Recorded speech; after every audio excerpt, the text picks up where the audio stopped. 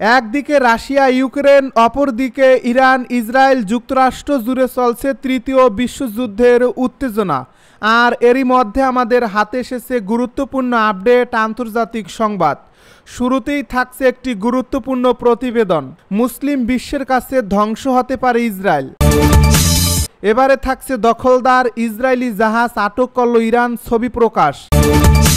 এবারে থাকছে ইসরায়েলকে জ্বালিয়ে পুড়িয়ে ছারখার করার হুঁশিয়ারি আনসারুল্লাহর। এদিকে ইউক্রেনে রাতারাতি 154টি ড্রোন হামলা, রাশিয়ার নিহত 2। আরও জানাবো অস্ট্রেলিয়ার বিমানে আগুনের গোলা, যা জানালো বেইজিং।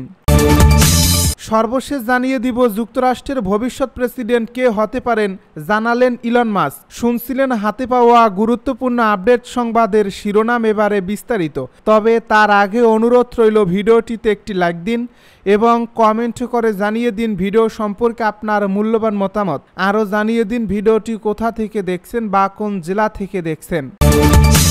মুসলিম বিশ্বের কাছে ধ্বংস হতে পারে ইসরায়েল। ফিলিস্তিনে চলমান সংঘাতের কারণে বিশ্বজুড়ে ইসরায়েলের বিরুদ্ধে ক্ষোভ বাড়ছে। বিশেষ করে মুসলিম দেশগুলো ইসরায়েলের নৃশংসতার বিরুদ্ধে কঠোর অবস্থান নিচ্ছে।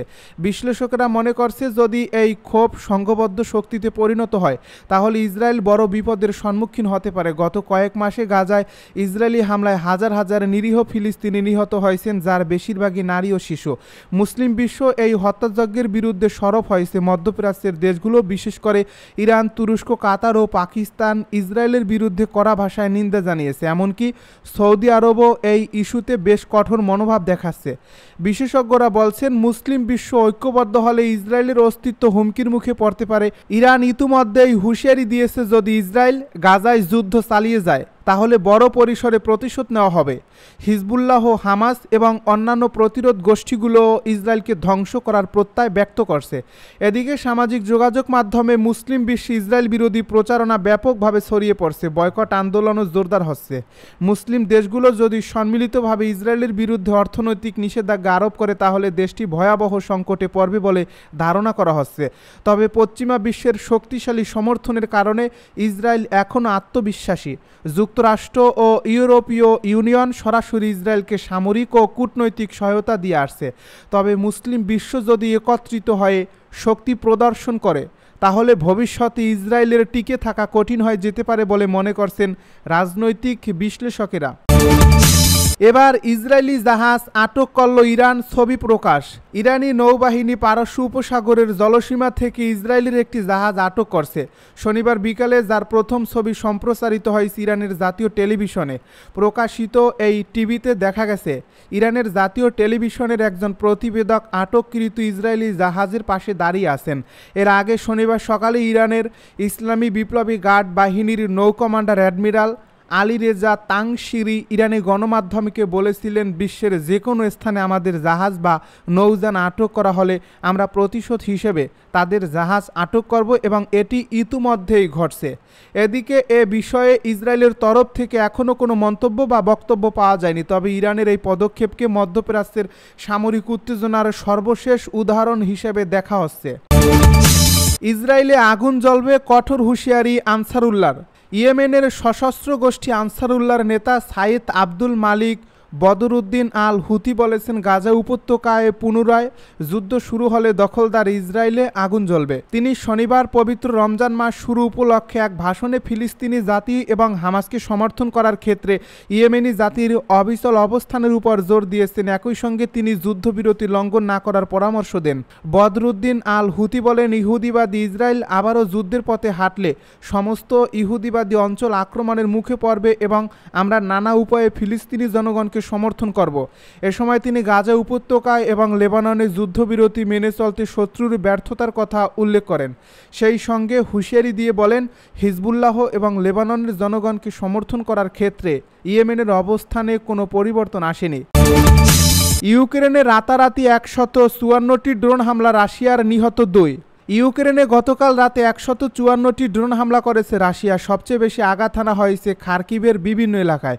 এতে খার্কিভ এবং ওডেসার 2 জন নাগরিক নিহত হয়েছেন, বেশ কয়েকজন বেসামরিক নাগরিক আহত হয়েছেন, খবর আল জাজিরার।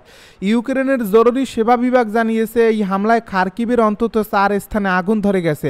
আবাসিক এলাকা, দোকান, শপিং সেন্টার ও গ্যাস স্টেশন ধ্বংস হয়েছে। খার্কিভের 3 তলা একটি হাসপাতালে হামলার ফলে ভবনটি ধসে গেছে। ধ্বংসস্তূপের নিচ থেকে 56 নারী ও শিশুসহ মোট 63 জনকে উদ্ধার করা হয়েছে। এদিকে ওই হামলায় ওডেসায় 1 জন নিহত ও 3 জন আহত হয়েছেন। ওই অঞ্চলেও হামলার ফলে গাড়ি, ট্রাক ও বসতবাড়িতে অগ্নিকাণ্ডের ঘটনা ঘটছে। অস্ট্রেলিয়ার বিমানে আগুনের গোলা, যা জানালো বেইজিং। বিরোধপূর্ণ দক্ষিণ চীন সাগরে অস্ট্রেলিয়ার একটি পুনরুদ্ধার বিমানে চীনের যুদ্ধ বিমান থেকে আগুনের গোলা নিক্ষেপের অভিযোগ উঠেছে। অস্ট্রেলিয়ার প্রতিরক্ষা বিভাগ জানিয়েছে, সম্প্রতি দক্ষিণ চীন সাগরে বিতর্কিত জলসীমায় অস্ট্রেলিয়ার P-8 বিমানে চীনের বিমান বাহিনী J-16 থেকে আগুনের গোলা নিক্ষেপ করে। যদিও বেইজিংয়ের তরফ থেকে এ খবর অস্বীকার করা হয়। খবর হংকং পোস্টের। অস্ট্রেলিয়ার প্রতিরক্ষা মন্ত্রী রিচার্ড মার্লেস ABC নিউজকে বলছেন, চীনা বিমানটি বিপজ্জনকভাবে আমাদের বিমানের কাছে এসেছিল। প্রায় 30 মিটার দূরত্বে চীনা বিমানটি মারাত্মকভাবে আমাদের বিমানকে অতিক্রম করে যায়। এ সময় চীনা বিমান থেকে আগুনের গোলা নিক্ষেপ করা হয়। যুক্তরাষ্ট্রের ভবিষ্যৎ প্রেসিডেন্ট কে হতে পারেন জানালেন ইলন মাস্ক। মার্কিন প্রেসিডেন্ট ডোনাল্ড ট্রাম্পের ঘনিষ্ঠ মিত্র ও শীর্ষ ধনকুবের ইলন মাস্ক যুক্তরাষ্ট্রের রাজনৈতিক ভবিষ্যৎ নিয়ে একটি সাহসী ভবিষ্যৎবাণী করেছেন। তবে সেটি নিজের সম্পর্কে নয়। শুক্রবার তিনি ভবিষ্যৎবাণী করেছেন ভবিষ্যৎ মার্কিন প্রেসিডেন্ট নিয়ে।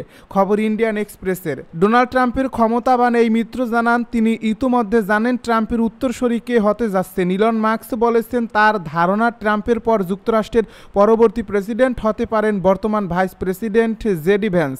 2024 সালে মার্কিন প্রেসিডেন্ট নির্বাচনে ট্রাম্পের তহবিলে অন্যতম দাতা ইলন মাস্ক গত সপ্তাহে এক্সে লিখেছেন, ভ্যান্স সর্বকালের সেরা ভাইস প্রেসিডেন্ট এবং আমাদের ভবিষ্যৎ প্রেসিডেন্ট। ইলন মাস্ক মার্কিন প্রশাসনে তার দায়িত্ব গ্রহণের পর থেকে বিশ্বের কাছে ইঙ্গিত দিয়েছেন যে ট্রাম্পের দেওয়া আদেশের মতোই মাস্কের দেওয়া আদেশও ভালো হবে।